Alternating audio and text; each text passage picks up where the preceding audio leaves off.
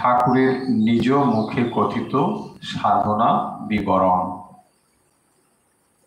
শ্রীরামকৃষ্ণ নিজে যে সমস্ত সাধনা করেছেন, পরবর্তী সময়ে যখন ভক্তরা তার কাছে আসা শুরু করেছেন বা আসছেন, তখন কোথাও কোথাও কখনো কখনো শ্রীরামকৃষ্ণ তার সাধনার বিষয় উল্লেখ করেছেন। সেই বিষয়গুলি তিনি যদি নিজে না বলতেন, হয়তো আমরা তা জানতেও কোনোদিন পারতাম না। কারণ যে সমস্ত সাধনা তিনি নিজে করেছেন, সে সমস্ত সাধনা সাধারণ মানুষের পক্ষে অত্যন্ত দুষ্কর। কিন্তু শ্রীরামকৃষ্ণ অবলীলায় সেই সমস্ত সাধনা করেছেন, এবং শুধু সাধনা নয়, তিনি সিদ্ধি লাভও করেছেন। এরকম বিভিন্ন সাধনা করে তিনি যে সিদ্ধান্তটি লাভ করেছেন, তা হল সমস্ত মত এবং পথ সত্য।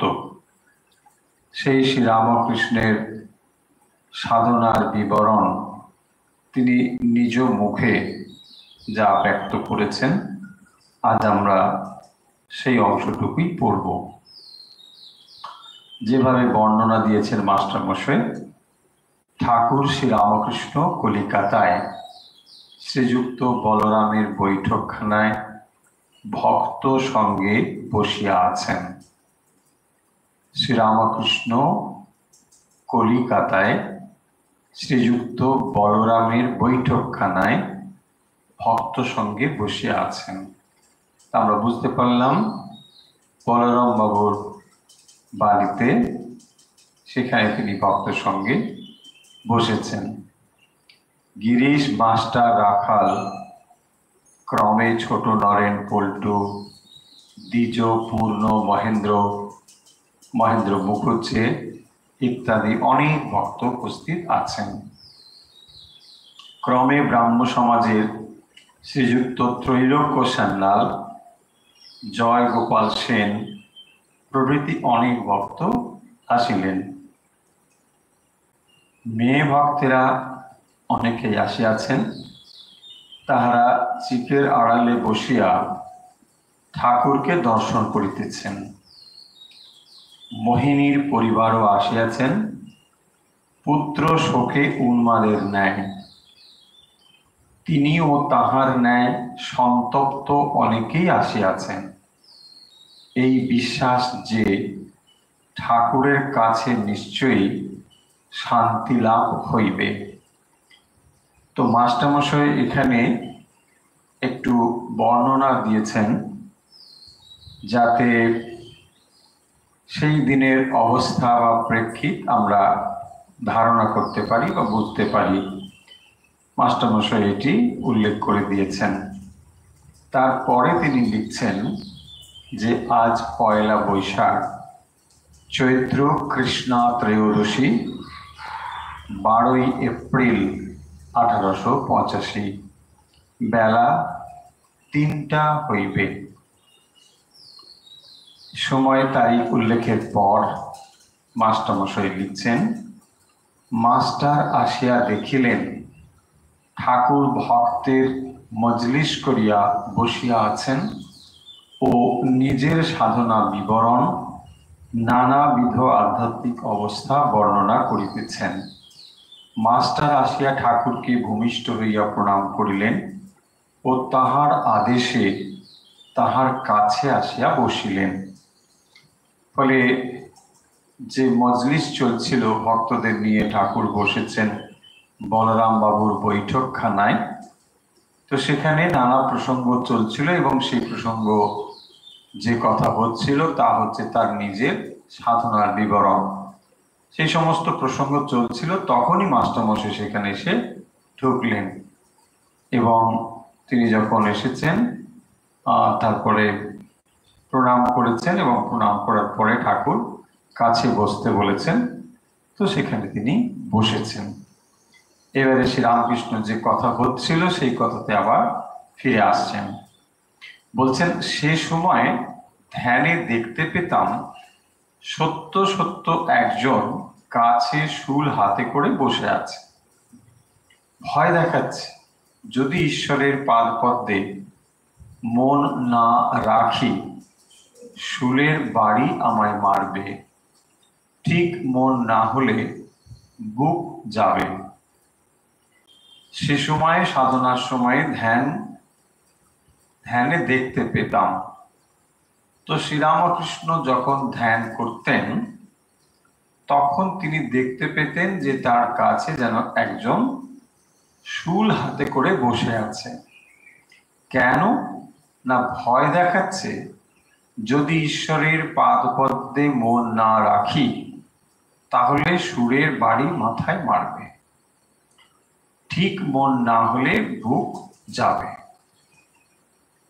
এর তাৎপর্য কি? কেন এই কথা এখানে উল্লেখ করা হয়েছে?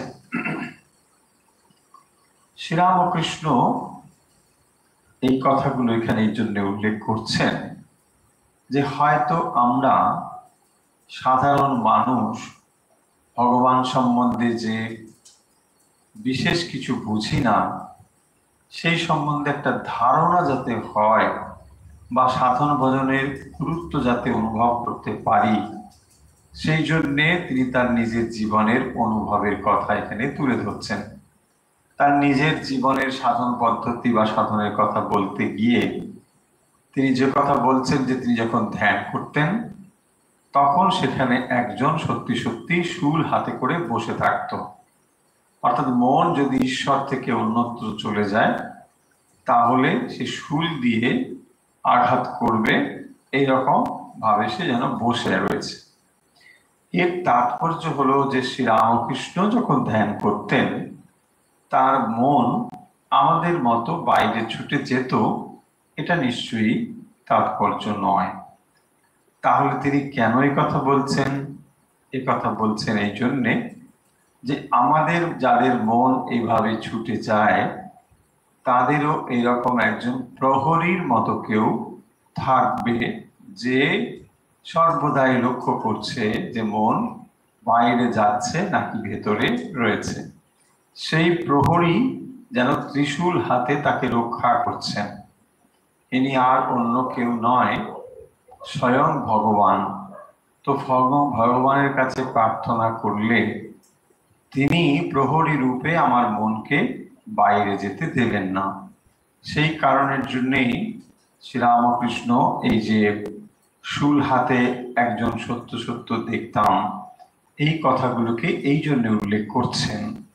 কিন্তু এর তাৎপর্য বা এর মানে এই নয় যে শ্রীরামকৃষ্ণ সাধারণের মতো তার মন ধ্যান করতে বসলেই এখানে ওখানে ছুটে যেত, তা যেত না। কিন্তু কেন তিনি এই কথাগুলো বলছেন? যে ভক্তদের সামনে এই কথা তিনি বলছেন তারা সাহস পাবেন, তারা ধ্যান করবার জন্য চেষ্টা করতে পারেন। এবং যখনই এই অবস্থা হবে তখন ওই যে শূল নিয়ে একজন রক্ষা করছেন স্বয়ং ভগবানই রক্ষা করছেন। তাই ভগবানের কাছে স্বয়ং এই প্রার্থনাটি জানালে তখনই এই কাজ হতে পারে।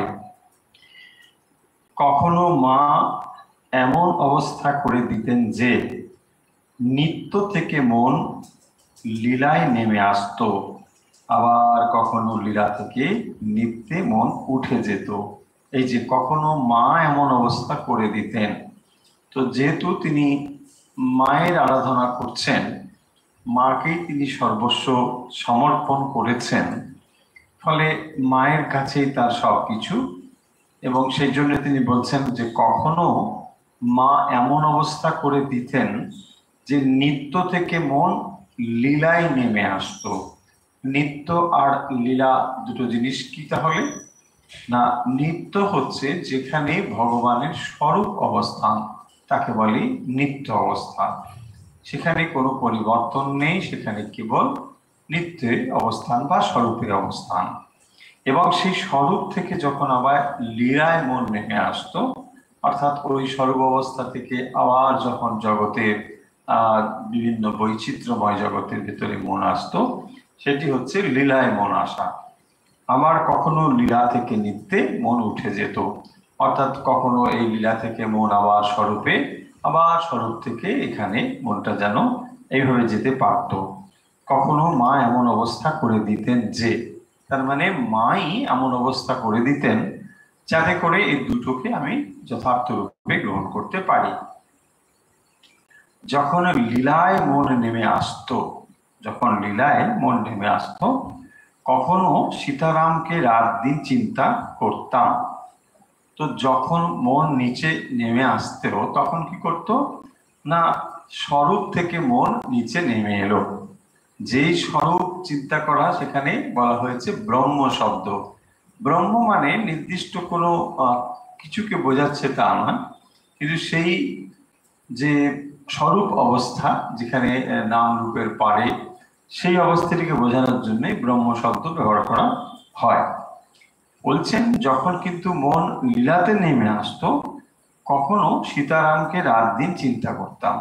তো তখন তিনি কি করতেন, সীতারাম মানে রামচন্দ্র এবং সীতা দেবী, সীতারামকে রাত দিন চিন্তা করতাম।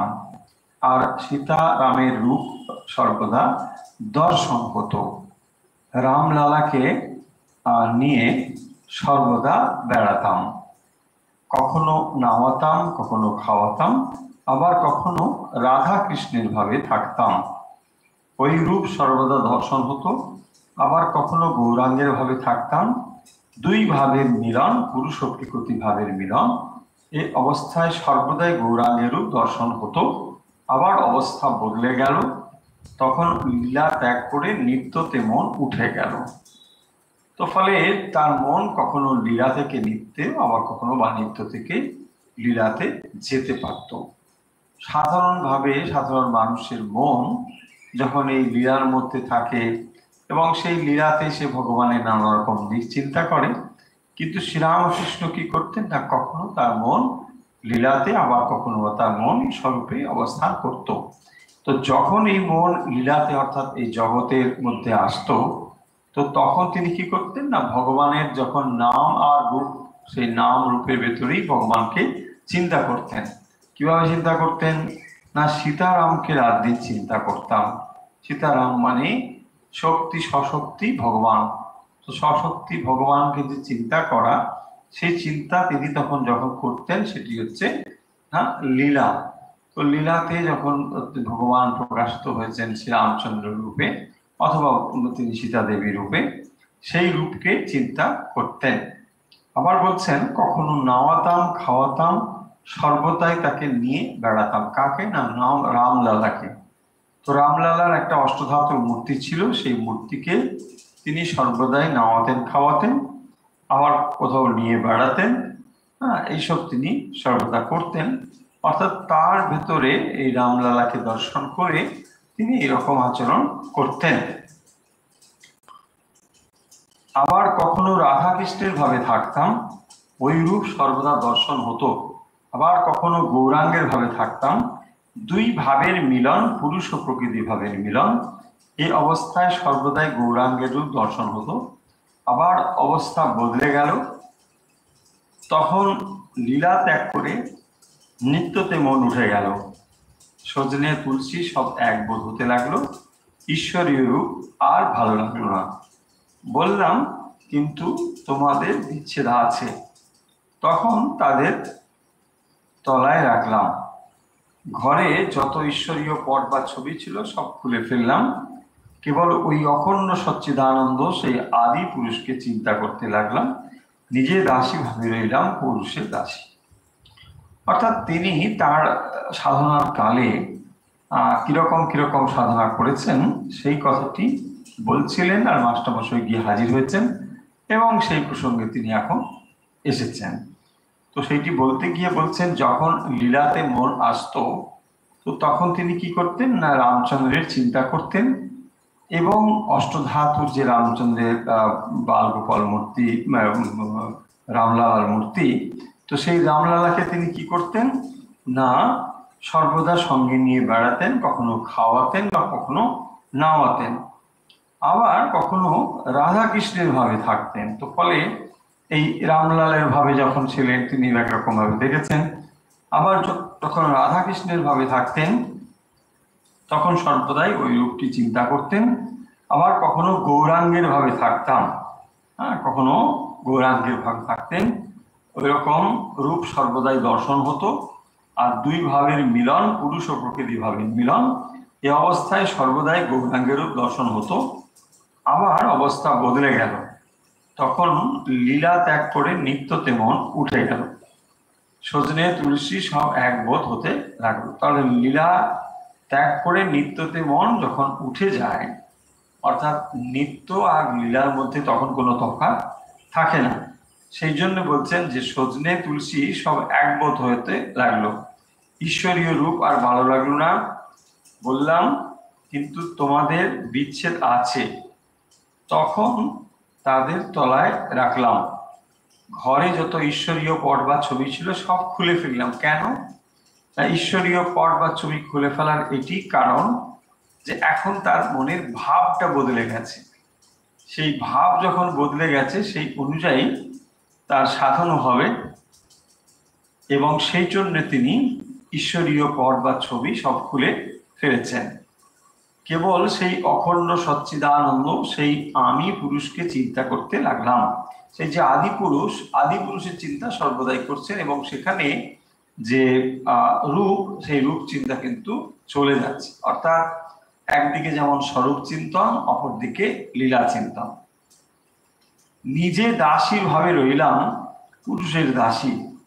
তো অখণ্ড সচ্চিদানন্দ, সেই আদি পুরুষকে চিন্তা করতে লাগলাম, আর নিজে দাসী ভাবে রইলুম, পুরুষের দাসী। নিজেকে তিনি দাসী ভাবে সাধন করছেন। এরপরে যে অংশ, আমি সব রকম সাধনা করেছি। রামকৃষ্ণ বলছেন আমি সব রকম সাধনা করেছি। সাধনা তাহলে কত রকমের? বলছেন 3 রকমের সাধনা, সাত্ত্বিক, রাজসিক আর তামসিক। সাত্ত্বিক সাধনায় তাকে ব্যাকুল হয়ে ডাকে বা তার নামটি শুদ্ধ নিয়ে থাকে, আর কোনো ফলাকাঙ্ক্ষা নেই।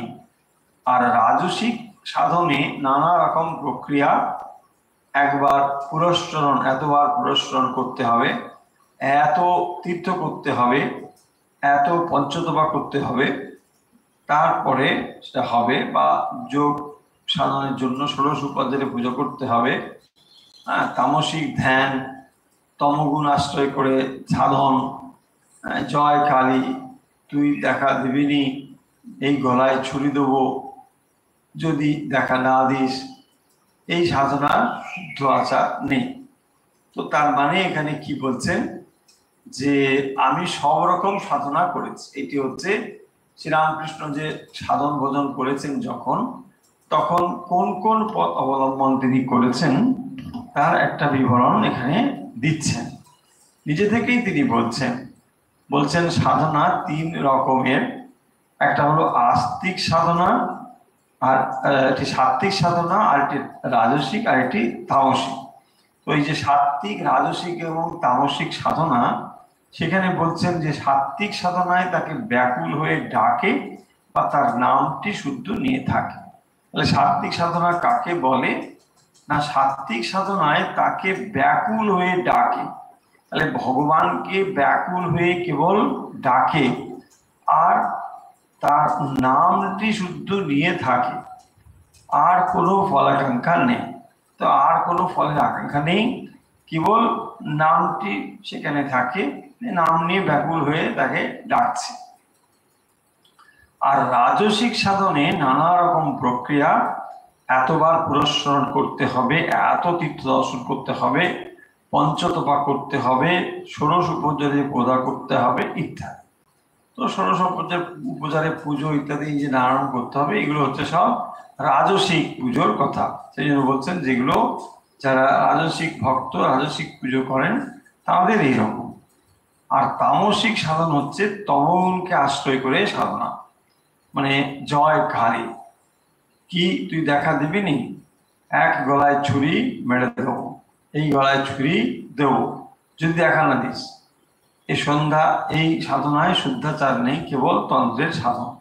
তো ফলে এই যে সাধনের কথা বলছেন এখানে শুদ্ধাচার নেই, যেমন তন্ত্রের সাধন। তো তন্ত্রের সাধনে সেরকম শুদ্ধাচার কিছু নেই।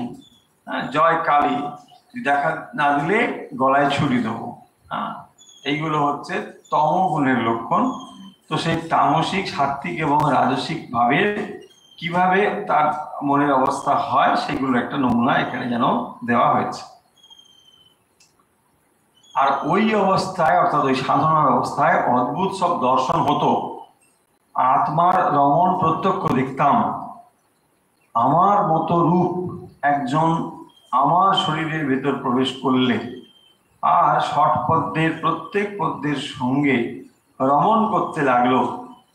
ষট পদ্ম মুদিত হয়েছিল, টক টক করে রমণ করে আর একটি পদ্ম প্রস্ফুটিত হয় আর ঊর্ধ্বমুখ হয়ে যায়। এই রূপে মূলাধার, স্বাধিষ্ঠান, অনাহত, বিশুদ্ধ, আজ্ঞাপদ্ম, সহস্রার সমস্ত পদ্মগুলি ফুটে উঠল। আর নিচে মুখ ছিল, ঊর্ধ্বমুখ হলো, প্রত্যক্ষ দেখলাম। তো এখানে শ্রীরামকৃষ্ণ যে তার সাধনার অবস্থার কথা বলেছেন, সাধারণ মানুষ হয়তো আমরা সবটা নাও বুঝতে পারি, বুঝবো না। কেন না, এগুলো যোগীদের ভাষা এখানে তিনি ব্যবহার করছেন। বলছেন আত্মার রমণ প্রত্যক্ষ দেখলাম, আমার মতো রূপ একজন আমার শরীরের ভেতরে প্রবেশ করলো। শ্রীরামকৃষ্ণ যখন সাধন ভজন করছেন তো তখন তিনি দেখছেন যে আমার মতো রূপ একজন আমার শরীরের ভেতর প্রবেশ করলো, তার ষট পদ্মের প্রত্যেক পদ্মের সঙ্গে রমণ করতে লাগলো। ষট পদ্ম মুদিত হয়েছিল, টক টক করে সব রমণ করে আর পদ্ম প্রস্ফুটিত হয় আর ঊর্ধ্বমুখ হয়ে যায়। এই রূপে মূলাধার, স্বাধিষ্ঠান, অনাহত, বিশুদ্ধ, আজ্ঞাপদ্ম এবং সহস্রার সমস্ত পদ্মগুলি ফুটে উঠল। আর নিচে মুখ ছিল, ঊর্ধ্বমুখ হলো প্রত্যক্ষ দেখলাম। তো যেটা ঊর্ধ্বমুখ ছিল বলছেন যে নিচে মুখ, যেটা নিচে ছিল সেটা ঊর্ধ্বমুখ হয়ে গেল, মানে মুখটা নিচের দিকে ছিল সেটা উপরের দিকে হয়ে গেল। প্রত্যক্ষ দেখলাম, শ্রীরামকৃষ্ণ বলছেন যে প্রত্যক্ষ দেখলাম। প্রত্যক্ষ দেখলাম মানে এই নয় যে সবাই যেটি দেখেছে তিনি দেখেছেন। তো তার সেই অনুভবটা তিনি এখানে সবার সামনে বলছেন, ভক্তদের সামনে বিশেষ করে, যে যেরকম যেরকম অবস্থার ভেতর দিয়ে তাকে যেতে হয়েছে সেগুলো তিনি বলছেন। সাধনের সময় আমি ধ্যান করতে করতে আরোপ করতাম প্রদীপের শিখা, যখন হাওয়া নেই, একটুও নড়ে না, তার আরোপ করতাম। তো কেন তিনি আরোপ করতেন না, সাধনার সময় আমি ধ্যান করতে করতে আরোপ করতাম। তো শ্রীরামকৃষ্ণ কি করছেন, সাধনার সময়ে ধ্যান করছেন, আর ওই ধ্যান করতে করতে তিনি আরোপ করছেন কিসের না, প্রদীপের শিখা যখন হাওয়া নেই, একটুও নড়ে না, তার আরোপ করতাম গোপীদের শিখা, প্রদীপের শিখা। তো প্রদীপ যখন জ্বলে তখন সেই শিখাটি বাতাসে এদিক ওদিক আন্দোলিত হয়, আর যখন বাতাসে প্রদীপের শিখা এদিক ওদিক আন্দোলিত হয় তো তখন সেটি কি হয় না, ঠিক ভাবে প্রদীপটিকে জ্বলে না বা আলোকিত করে না। তো সেই জন্য বলছেন যে যখন হাওয়া নেই, একটুও নড়ে না, তার আরোপ করলাম। মানে যখন ওই প্রদীপটা কোনো রকম ভাবে হাওয়ার দ্বারা আন্দোলিত না হয়ে একেবারে সরাসরি ভাবে জ্বলছিল, বলছেন যে এইটা কি করতাম না, নিজের প্রতি আরোপ করতাম। তার মানে ওই ভাবটাকে নিজের মধ্যে তিনি নিয়ে আসতেন, যাতে করে মনকে তিনি একেবারে নির্দিষ্ট যে বস্তু বা যেখানে মন তিনি দিতে চান সেইখানে দিতে পারতেন।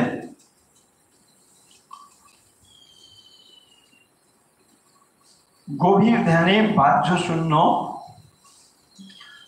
হয়। একজন ব্যাদ পাখি মারবার জন্য তাক করছে, কাজ দিয়ে বর চলে যাচ্ছে, সঙ্গে বরযাত্রীরা, কত রোশনাই, বাজনা, গাড়ি ঘোড়া, কতক্ষণ ধরে কাজ দিয়ে চলে গেল। ব্যাধের কিন্তু হুঁশ নেই, সে জানতে পারল না যে তার কাজ দিয়ে বর চলে গেল। তো এইসব কথা এখানে শ্রীরামকৃষ্ণ এক্সাম্পল হিসেবে বলছেন যে গভীর ধ্যানে বাহ্য জ্ঞান শূন্য হয়ে যায়। যখন কেউ গভীরভাবে ধ্যানমগ্ন হয় তো তখন তার আর বাইরের কোনো জ্ঞান থাকে না। বাইরের জ্ঞান মানুষের যখন থাকে তো তখন সে কি হয় না, তার যে অর্থ সম্পদ ইত্যাদি গুলো সেগুলোকে সে ব্যবহার করে। বলছে ধনীর গরিব ধ্যানে গভীর ধ্যানে বাহ্য জ্ঞান শূন্য হয়ে যায়। তো যখন গভীর ধ্যানে সে মগ্ন হয় তখন আর বাইরের কোনো জ্ঞান থাকে না। এবং তখন কি হয় বলছেন, একজন ব্যাধ পাখি মারবার জন্য তাক করছে। তো ব্যাধ যখন পাখি মারবার জন্য একেবারে মনকে স্থির করে ফেলে, অর্থাৎ তার যে নির্দিষ্ট বস্তু যেখানে সে তীর চালাবে বা ব্যাধ পাখি মারবার জন্যে, কাজ দিয়ে বর চলে যাচ্ছে, সঙ্গে বর যাত্রীরা। মানে এক একটা উদাহরণ দিচ্ছে শ্রীরামকৃষ্ণ। যেমন বলছেন যে ব্যাধ যখন পাখিকে মারবার জন্য তাক করে তো তখনও যখন তার মনকে একেবারে ওই বস্তুতে সে ঠিক করে রাখে। আবার যেমন বলছেন যে বরযাত্রীর ক্ষেত্রে, মানে কাজ দিয়ে বর যাচ্ছে কিন্তু সে কি করছে না, সঙ্গে বরযাত্রীরা কত রোশনাই বাজনা গাড়ি ঘোড়া চলে গেল কিন্তু ব্যাধের ওদিকে হুঁশ নেই। দেখবেন অন্যত্র শ্রীরামকৃষ্ণ সেই মাছ ধরার কথাও বলেছেন, যে অনেক সময় হয়তো সে কেউ মাছ ধরতে বসেছে আর সেখান থেকে অনেকে যাচ্ছে যাচ্ছে কিন্তু তার দৃষ্টি কেবল সেই ফাতনার দিকে, যেমন বলেছেন। এগুলো সব উদাহরণ দিয়ে তিনি বোঝাচ্ছেন। সে জানতে পারলো না যে কাজ দিয়ে বর চলে গেল, ফলে বর যে চলে গেল এটা সে জানতেই পারলো না। কেন জানতে পারলো না, না সে কেবল ব্যাগ ওই পাখিটিকে মারবে বলে, পাখিটিকে ধরবে বলে সেই দিকে তাক করেছিল। একজন একলা একটি পুকুরের ধারে মাছ ধরছে। তো একজন লোক একটা পুকুরের ধারে মাছ ধরছে, অনেকক্ষণ ধরে ফাতনাটা নড়তে লাগলো, মাঝে মাঝে কাত হতে লাগলো। সে তখন ছিপ হাতে করে টান মারবার উদ্যোগ করছে। এমন সময় একজন পথিক কাছে এসে জিজ্ঞাসা করছে, মহাশয় অমুক বাড়ুজ্যেদের বাড়ি কোথায় বলতে পারেন? তো দেখুন, একজন মাছ ধরবার জন্য বসেছেন ছিপটা নিয়ে, তো খুবই ভালো মাছ ধরবেন। এমন সময় পথিক কাছে এসে জিজ্ঞাসা করছে, মহাশয় অমুক বাণুজ্যেদের বাড়ি কোথায় বলতে পারেন? কোনো উত্তর নেই। এ ব্যক্তি তখন ছিপ হাতে করে টান মারবার উদ্যোগ করছে। পথিক বারবার উচ্চস্বরে বলতে লাগলো, মহাশয় অমুক বাণুজ্যের বাড়ি কোথায় বলতে পারেন? সে ব্যক্তির হুঁশ নেই, তার হাত কাঁপছে, কেবল ফাতনার দিকে দৃষ্টি। তখন পথিক বিরক্ত হয়ে চলে গেল। সে অনেক দূর চলে গেছে, এমন সময় ফাতনা ডুবে গেল আর ওই ব্যক্তি টান মেরে মাছটাকে আড়ায় তুললেন। তখন গামছা দিয়ে মুখ মুছে চিৎকার করে পথিককে ডাকছেন, হে শোনো শোনো। পথিক ফিরতে চায় না, অনেক ডাকাডাকির পরে ফিরলো, এসে বললো, কেন মশাই আবার ডাকছেন কেন? তখন সে বললে, তুমি আমায় কি বলছিলে? পথিক বললে, তখন কতবার করে জিজ্ঞাসা করলুম আর এখন বলছো কি বললে? সে বললে, তখন যে ফাতনা ডুবছিল তাই আমি কিছুই শুনতে পাই নাই। দেখুন শ্রীরামকৃষ্ণ এখানে কতগুলো উপমা দিয়ে আমাদের একটা ধারণা দেবার চেষ্টা করছেন যে আসলে ধ্যান মগ্ন হলে বা যে মন ধ্যানে নিবিষ্ট হয় তার মনের অবস্থাটা কেমন হয়। অর্থাৎ কোনো একটা বিষয়ে যখন সে মনকে স্থির করবার চেষ্টা করছে সেই সময় অন্য আর কোনো বিষয়ে তার মন নেই। হয়তো পরবর্তী সময় সে ইচ্ছে করলে মন দিতে পারে, কিন্তু ওই সময় যখন সে ভগবানের চিন্তা করছে সাধক, বা যখন অন্য কেউ অন্য কিছু করছে, সেই সময় কিন্তু তার কোনো দিকে দৃষ্টি নেই। ঠিক একই রকম ভাবে যিনি ভগবানের ধ্যান করবেন তারও ওই ধ্যানের প্রতি এমন নিবিষ্ট তিনি থাকবেন যে বাইরের অন্য কোনো কিছুতে তার আর কোনোভাবে মনোনিবেশ নেই। ধ্যানে এইরূপ একাগ্রতা হয়, বলছেন ধ্যানে এইরকম একাগ্রতা হয়। হ্যাঁ, অন্য কিছু দেখা যায় না, শোনা যায় না, স্পর্শবোধ পর্যন্ত হয় না, সাপ গায়ের উপর দিয়ে চলে যায় জানতে পারে না। যে ধ্যান করে সেও বুঝতে পারে না, সাপটাও জানতে পারে না। তার মানে এমন একটা অবস্থা বা অভিনিবেশ হয় যে তখন তার মন বাইরের সমস্ত বিষয় থেকে সম্পূর্ণভাবে গুটিয়ে আসে।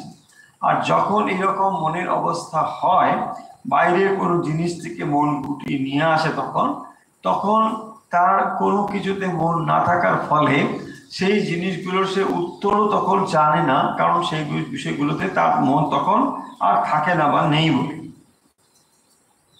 তাহলে মনের ঈশ্বরের প্রতি যে মন স্থির হবে, সেই মন এইরকম ভাবে একাগ্র হবে, এবং এইরকম একাগ্র যখন হবে তখন অন্য কোনো বিষয় আর সেখানে থাকবে না।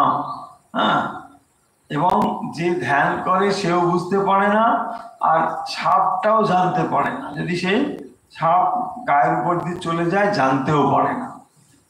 এইরকম যে অভিনিবেশ, এখন এই অভিনিবেশ কি একদিনে সম্ভব?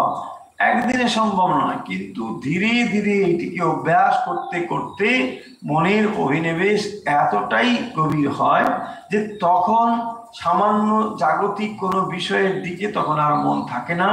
জাগতিক কোনো বিষয় তখন আর তার মনকে বাইরের দিকে নিয়ে যেতে পারে না। ফলে শ্রীরামকৃষ্ণ তার যে অভিজ্ঞতা এবং সেই অভিজ্ঞতাগুলি তিনি ভক্তদের কাছে শেয়ার করছেন ধ্যানের বিষয়টিকে বোঝানোর জন্য, যে ধ্যান আসলে ব্যাপারটা কিরকম, ধ্যান করলে কি হয় ইত্যাদি, সেই ব্যাপার বোঝানোর জন্য তিনি এরকম বলছেন যে মনের এরকম একটা গভীর অবস্থা হবে এবং তার ফলে সেটাকে ধ্যান বলে বলা হবে। গভীর ধ্যানে ইন্দ্রিয়ের সব কাজ বন্ধ হয়ে যায় আর মন বহির্মুখ থাকে না, যেন বারবাড়িতে কবাট করল। কি বলছেন না, এই যে কতগুলো কথা শ্রীরামকৃষ্ণ বলছেন, যার থেকে আমরা একটা ধারণা করতে পারি, আমরা একটা বুঝতে পারি যে তিনি কি কথা বলছেন, বা তার সময়ে তিনি সাধন ব্রজ সম্বন্ধে যেভাবে প্রস্তুত হতেন সেই সাধনার বিষয় এখানে তিনি উল্লেখ করছেন। যে গভীর ধ্যানে ইন্দ্রিয়ের সব কাজ বন্ধ হয়ে যায়, মন বহির্মুখ থাকে না, যেন বারবাড়িতে কবাট পড়ল। তো কি হয় না, গভীর ধ্যানে ইন্দ্রিয়ের সব কাজ বন্ধ হয়ে গেল, তখন ইন্দ্রিয়গুলো থাকলেই বা কি, না থাকলেই বা কি, ইন্দ্রিয়গুলোর প্রতি তখন আর কোনো কিছু নেই। তো মন তখন বহির্মুখ থাকে না, যেন বারবাড়িতে কবাট পড়ল। ইন্দ্রিয়ের পাঁচটি বিষয় রূপ রস গন্ধ স্পর্শ শব্দ বাইরে পড়ে থাকবে। অর্থাৎ গভীর ধ্যানে তখন ইন্দ্রিয়ের সমস্ত বিষয়, ইন্দ্রিয়ের সমস্ত কাজ কিন্তু বন্ধ হয়ে যায়। আর তখন কি হয় না, মন বহির্মুখ তখন থাকে না, হ্যাঁ, যেন তখন বারবাড়িতে কবাট করলো। তো তার মানে ওই বারবাড়ির থেকে আর এদিকে যাওয়া যাবে না, ওইদিকে সব বন্ধ হয়ে গেল। ঠিক সেরকম ইন্দ্রিয়ের পাঁচটা বিষয়, মানে রূপ রস গন্ধ স্পর্শ শব্দ, এগুলো তখন কিন্তু রুদ্ধ হয়ে গেল। ইন্দ্রিয়ের বিষয়গুলো আর এখানে কোনো কাজ করতে পারবে না। ধ্যানের সময় প্রথম প্রথম ইন্দ্রিয়ের বিষয় সকল সামনে আসে। তাহলে শ্রীরামকৃষ্ণ তার অভিজ্ঞতার কথা, ধ্যানের সময় কিরকম কিরকম অভিজ্ঞতা, সেগুলোকে তিনি বলবার জন্যই ভক্তদের সামনে এই প্রসঙ্গগুলো তুলেছেন, যাতে করে আমরা খানিকটা হলেও ধ্যান সম্বন্ধে ধারণা করতে পারি। দেখুন, আমরা খুব সাধারণ মানুষ, আমাদের এত ক্ষমতা নেই যে আমরা মনটাকে নিবিষ্ট করলেই সঙ্গে সঙ্গে বিষয়ে চলে যাবে। আমাদের সাধারণ মন কি হয়, ভগবানে খানিকটা মন দেওয়ার চেষ্টা করি, আবার সেই মন নানা বিষয়ে এদিক ওদিক সেদিক চলতে থাকে। তো ফলে এই যে জিনিসগুলো আমরা করছি, এর দ্বারা কি হচ্ছে না, সাধন ভজনের দ্বারা আমরা বা সংসারে সেই অর্থে হয়তো ধরুন সে ভক্তই নয়, নানা রকম কাজকর্ম করছে, নানা কিছু করছে, এই সমস্ত কিছুর ভেতর দিয়ে আসলে ধীরে ধীরে মনকে আমরা ধ্যানের জন্য যেন প্রস্তুত করছি।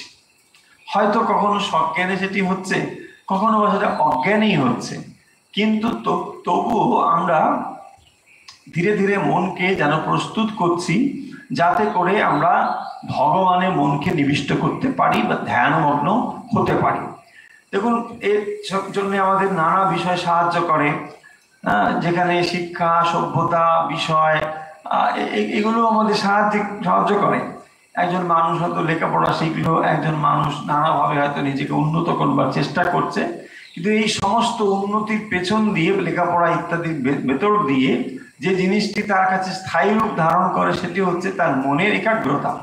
ধরুন একজন খুব সুদক্ষ সঙ্গীত পরিবেশন করেন বা সঙ্গীতজ্ঞ, তো এই সঙ্গীতটি তাকে শিখতে গেলেও তাকে কিন্তু গভীরভাবে মনোনিবেশ করতে হয়েছে। সে কিন্তু সেই অর্থে ভগবানের ভক্ত হয়তো নাও হতে পারে, কিন্তু তার ওই সঙ্গীতটি শিখতে গেলে তাকে মনকে নিবিষ্ট করতে হয়েছে, এবং সেই মনকে যখন সে নিবিষ্ট করেছে, মনোনিবেশ করেছে, মনের একাগ্রতা তৈরি হয়েছে, এই মনকে যদি সে ইচ্ছে করে ভগবানে নিয়ে যেতে পারে। তাই যে কোনো কাজের ভেতর দিয়ে দেখবেন মানুষ ধীরে ধীরে সেই সমস্ত মনঃসংযোগ, মনকে স্থির করা, এই সাধনার ভেতর দিয়েই চলছেন। মানে একদিক থেকে বলতে গেলে এরকম বলা যায় যে যে কোনো কাজের ভেতর দিয়ে মানুষ যে যেখানেই থাকুন না কেন, সকলেই কিন্তু সেই পরমেশ্বরকেই খুঁজছেন। নিরন্তর আমরা যেন জন্ম জন্ম ধরে সেই ভগবানকেই অন্বেষণ করছি। সমস্ত কাজের ভেতর দিয়ে, সমস্ত চেষ্টার ভেতর দিয়ে আমরা সারাটা জীবন যেন একটা অন্বেষণের ভেতর দিয়ে চলছি। আপনি হয়তো সেই অর্থে বলবেন যে আমি ভগবানকে ডাকছি না, আমি চাকরি করি, আমি লেখাপড়া শিখেছি, আমি অন্য কিছু করছি। হ্যাঁ ঠিক, কিন্তু আপনিও হয়তো জ্ঞাত বা অজ্ঞাত সারে কোনো একটা জিনিসকে জীবনে খুঁজে চলেছেন। সেই যে আপনার খোঁজা, সেই খোঁজাই কিন্তু একদিন আপনাকে এই পরমেশ্বরের কাছে নিয়ে আসবে। তাই সেই জন্য আমরা এটা বলতে পারি, জ্ঞাত অথবা অজ্ঞাত সারে প্রত্যেক মানুষই কিন্তু সারা জীবন ধরে একটা অন্বেষণ চালিয়ে যাচ্ছেন, খুঁজে যাচ্ছেন। কাকে খুঁজছেন তিনি হয়তো অনেক সময় জানেন না, স্পষ্টভাবে স্বচ্ছভাবে হয়তো সেই ধারণা তার নেই, কিন্তু তিনি খুঁজে চলেছেন। প্রত্যেক মানুষই খুঁজে চলেছেন। কেউ হয়তো এই জন্মে তার দেখা পায়, কেউ হয়তো তার সন্ধান পায়, খানিকটা পায়, আবার কেউ হয়তো পরজন্মে সেখান থেকে তার যাত্রাটা শুরু করেন। ফলে সকলেই কিন্তু খুঁজে চলেছেন। আর শ্রীরামকৃষ্ণ তার অভিজ্ঞতার কথাগুলোকে সেখানে বলছেন এই জন্যে যে তোমার খোঁজা, তোমার অন্বেষণ যাতে একটি সুন্দর পথের দিশা পেতে পারে। কারণ তিনি যে খুঁজেছেন এবং তিনি যেভাবে খুঁজতে গিয়ে যে মনের অবস্থা প্রাপ্ত হয়েছেন, সেই মনটি কেমন সে কথা তিনি এখানে বলছেন। অর্থাৎ একটা এলোমেলো মন নিয়ে মানে অন্বেষণ করা যাবে না। যথার্থ রূপে অন্বেষণ যদি করতে চাও তাহলে মনটাকে এইভাবে তৈরি করতে হবে। কিভাবে তৈরি করতে হবে সেগুলো এক্সাম্পল দিয়ে বলেছেন। বলছেন ব্যাধ যখন একটা পাখি শিকার করবার জন্য প্রস্তুত হয়, তার মনের যে গতি হয় ঠিক সেরকম। অথবা কেউ যখন ছিপ নিয়ে মাছ ধরবে বলে ফাতনা নড়া পর্যন্ত সে একেবারে মনোনিবেশ করে বসে থাকে, ঠিক তার যখন মনের অবস্থা যেমন হয়, ঠিক এইরকম যদি মনের অভিনিবেশ হয়, মন তাহলে ধ্যানমগ্ন হতে পারে। সেই রকম অবস্থাটিকে তিনি এখানে এক্সাম্পল দিয়ে এক একটা করে বোঝানোর চেষ্টা করছেন বা বোঝাচ্ছেন। প্রত্যক্ষ দেখলাম সামনে টাকার কাঁড়ি, শাল, একথালা সন্দেশ, দুটো মেয়ে। শ্রীরামকৃষ্ণ বলছেন ধ্যানের সময় প্রথম প্রথম ইন্দ্রিয়ের বিষয় সকল সামনে আসে, ধ্যানে গভীর ধ্যানে সে সকল আর আসে না। তাহলে ধ্যানের সময় কি হয় না, প্রথম প্রথম ইন্দ্রিয়ের বিষয় সকল সামনে আসে। দেখুন শ্রীরামকৃষ্ণ বলছেন যে যখন প্রথম প্রথম কেউ ধ্যান করতে বসে, শুরু করে, তখন ইন্দ্রিয়ের বিষয় সামনে আসে, গভীর ধ্যানে সে সকল আর আসে না। যখন ধ্যান গভীর হয় তখন এটি আসে না। প্রথম প্রথম এইগুলো থাকে, ইন্দ্রিয়ের বিষয় সকল সামনে আসে। অর্থাৎ যখন আমরা সমুদ্রের কাছাকাছি দেখব তীরের থেকে, তো তখন দেখবো সেখানে প্রবল ঢেউ থাকে। একটু অগ্রসর হলে, এগিয়ে গেলে তখন কিন্তু আর ঢেউয়ের এই যে প্রবল ঢেউ, এগুলো তখন আর থাকে না। দিব্যি সেখানে তখন দাঁড়িয়ে থাকা যায়, স্নান করা যায়, কোনো অসুবিধা হয় না। তাই একটু ভেতরে না গেলে স্থির অবস্থাটাকে বোঝা যায় না। সেই জন্য বলছেন যে গভীর ধ্যানে যে সে সকল আর আসে না, বাইরে পড়ে থাকে। ধ্যান করতে করতে আমার কত কি দর্শন হতো, প্রত্যক্ষ দেখতাম সামনে টাকার কাঁড়ি, শাল, একথালা সন্দেশ, দুটো মেয়ে, তাদের ফাঁদি নখ।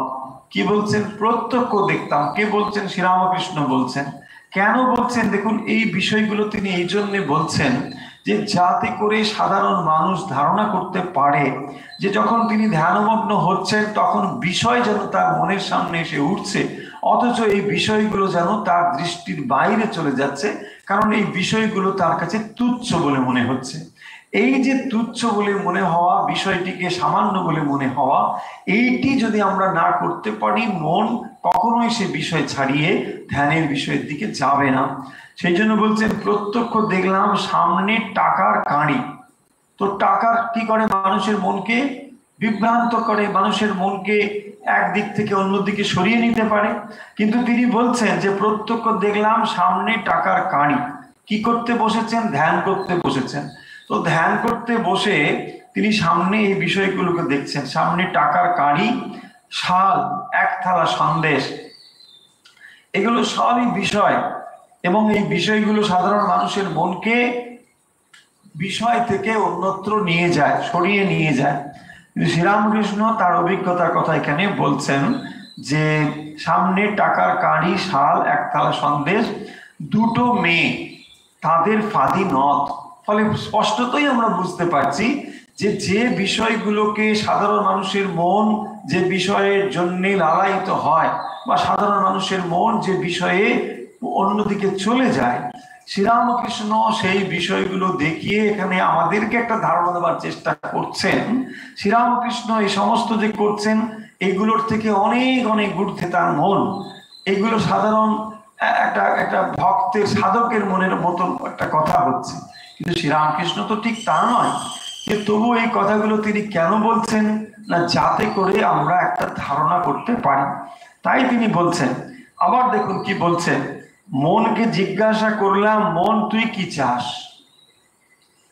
কিছু ভোগ করতে কি চাস? মন বললে না, কিছু চাই না, ঈশ্বরের পাদপদ্ম ছাড়া আর কিছুই চাই না।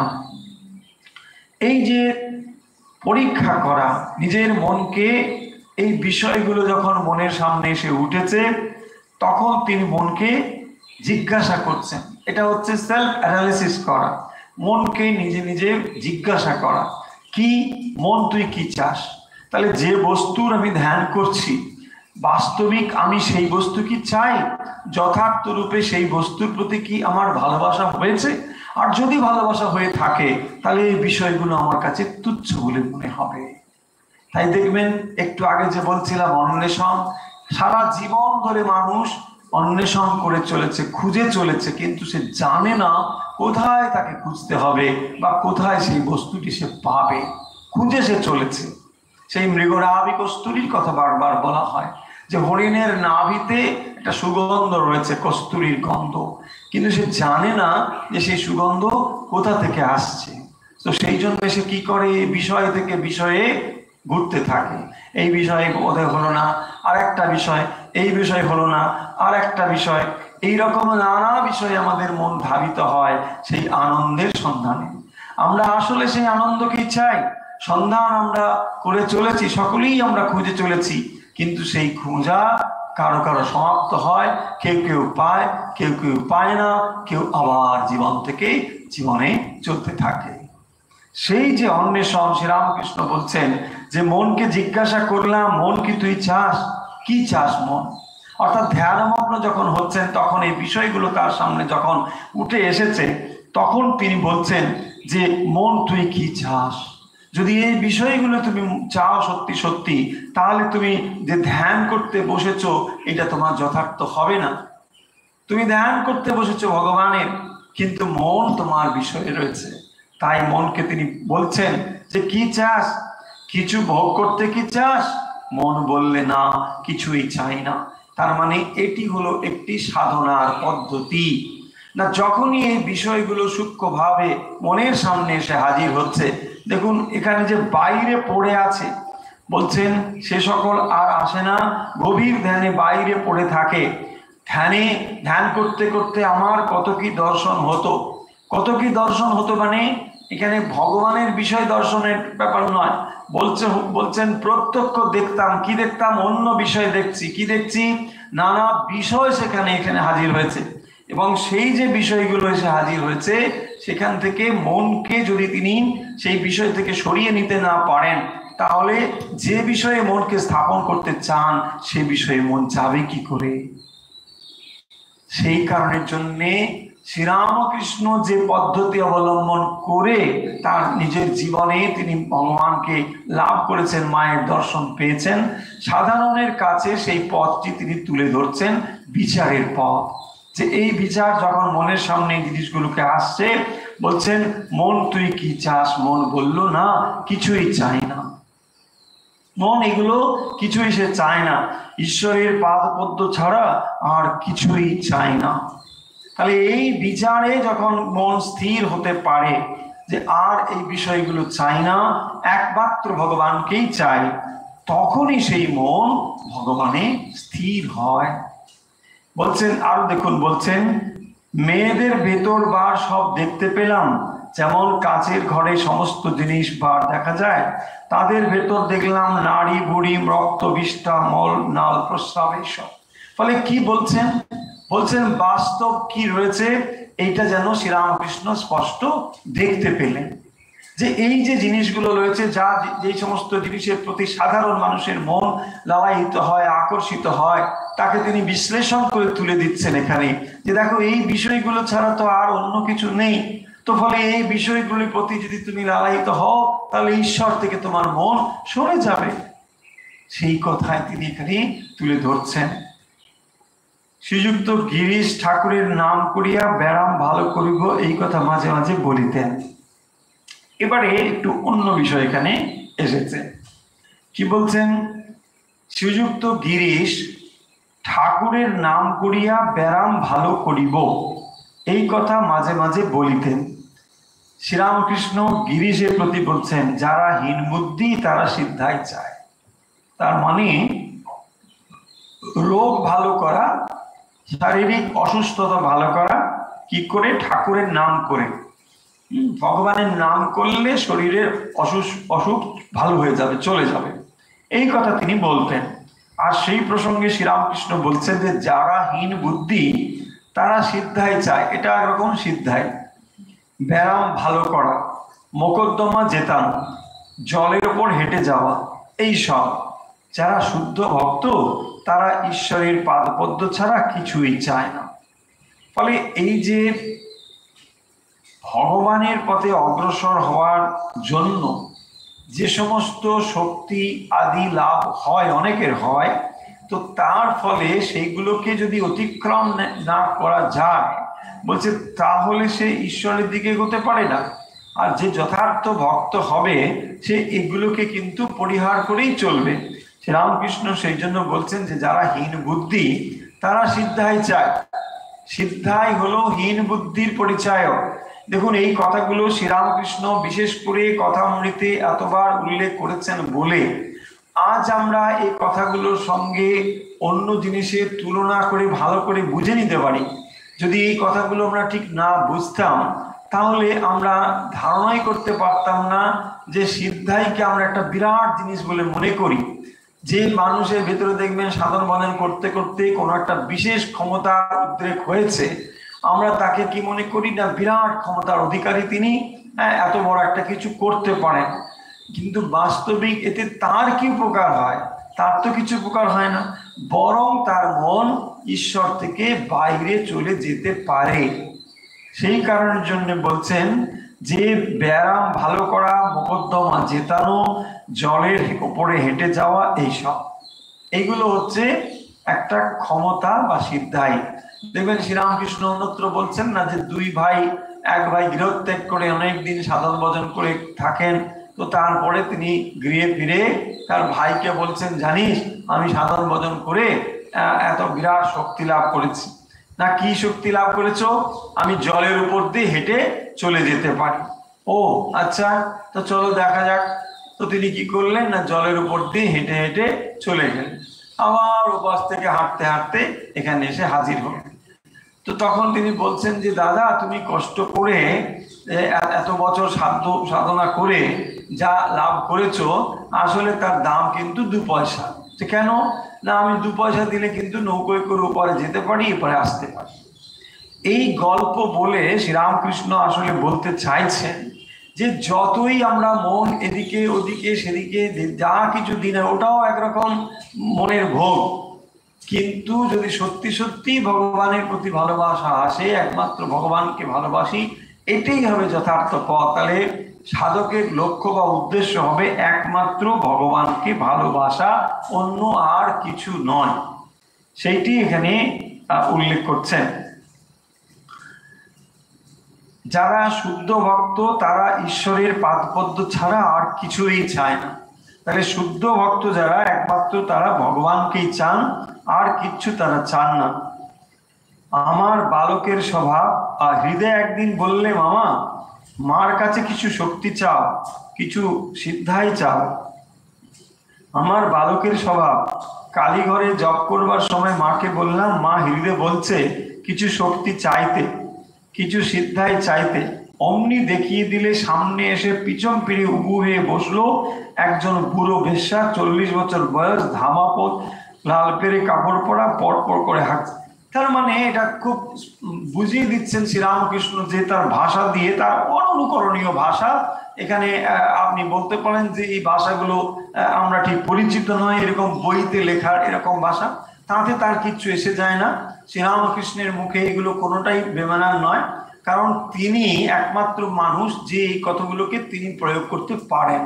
কারণ তার কাছে দেখবেন যে তিনি বলছেন যে খিস্তি খেউরের যে বর্ণ আর ভগবানের যাকে আমরা মন্ত্র বলি তার যে বর্ণ, তার ভেতরে তার কোনো তফাৎ নেই। ফলে এটা শ্রীরামকৃষ্ণের উপলব্ধ সত্য, তাই তার মুখে এই কথাগুলো মানায়। আমাদের সাধারণ মানুষের মনে হবে এগুলো বোধহয় কোথাও একটা ভব্যতায় আটকাচ্ছে, আমাদের বোধহয় ঠিকঠাক এটা যাচ্ছে না, এরকম মনে হবে এই ভাষাগুলো। কিন্তু শ্রীরামকৃষ্ণ যে এই অর্থগুলো বা শব্দগুলো প্রয়োগ করে যে কথাটা বলতে চাইছেন, আসলে তিনি চাইছেন যে ঋদুদাকে বললেন যে মামা তুমি মায়ের থেকে শক্তি চেয়ে নাও। দেখুন, মাকে চাওয়া আর মায়ের কাছে শক্তি চাওয়া এই দুটো তফাৎ আছে। শ্রীরামকৃষ্ণ মন ঠিক করেছেন মায়ের কাছে ভক্তি চাইবেন, মাকেই তার দরকার, মায়ের শক্তির তার দরকার নেই। এবং এই মায়ের কাছে মাকে না চেয়ে যদি শক্তিকে চাই, তাহলে সেটা কিরকম হবে সেই কথাটি তিনি এখানে এরকম ভাবে ব্যক্ত করেছেন। মানে এটা একটা নিম্ন শ্রেণীর একটা কদর্য জিনিস, সেইটি তিনি বলছেন। তখন হৃদয়কে গিয়ে বললাম, তুই কেন আমার এরূপ কথা শিখিয়ে দিলি, তোর জন্য তো আমার এরূপ হলো। ফলে মা তাকে যে দেখিয়ে দিয়েছেন যে আরে তুই কি চাইছিস, তুই একটা এরকম কদর্য জিনিস চাইছিস। হ্যাঁ, এই জিনিসটি তখন তিনি আরে লজ্জিত হয়ে হৃদয়ের কাছে এসে বলছেন, ইস তুই কি বলছিস। মা বলছেন এটা এইরকমই যে একটা জিনিস। ফলে স্পষ্টতই আমরা এই কথা থেকে বুঝতে পারছি যে সিদ্ধাই সম্বন্ধে শ্রীরামকৃষ্ণের কি ধারণা ছিল।